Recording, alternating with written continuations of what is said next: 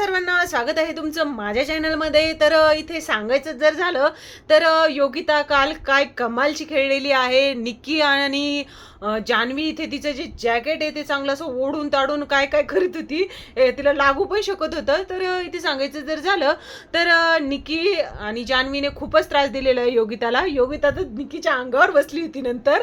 तर इथे तिच्याकडे काय जास्त फ्रेंच फ्राय त्या फ्राईज नव्हत्याच। तर इथं सांगायचं जर झालं तर जे प्राइज होते तर त्यामध्येही यांनी हेच केलेलं आहे, ओढाताडी करूनच जिंकलेले आहे टास्क। तर योगिताची गोष्ट करायची तर योगिता खूपच छान खेळलेली आहे। आणि कौतुक जर करायचं जर झालं तर तिचा जो नवरा आहे सौरभ त्यानेही केलेला आहे, जी पोस्ट शेअर केली तिच्या अकाउंटवरती। तिथे खाली त्याने छान कमेंट पण केलेले आहे। खूप जणांनी इथं तिला सांगितलं आहे तू छान खेळली आहे म्हणून। तर इथं सांगायचं जर झालं तर रितेश सर जे आहे ते योगिताची तारीफ तर करणारच आहे, त्याचबरोबर ह्या सौरभची पण एंट्री होणार आहे असं वाटतंय वाईल्ड कार्ड म्हणून। जर सौरभ जर आला तर खूपच म्हणजे अरबाज आणि सौरभची चांगली टक्कर होणार आहे।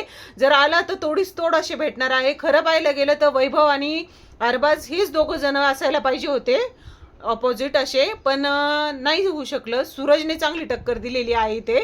तर आता जर सौरभ जर आला तर योगिताचाही गेम छान होणार आणि पुढे म्हणजे छानच होणार सगळं। तर इथं सांगायचं जर झालं तर घराबाहेर जर जाणार असेल तर तो निखिलच आहे।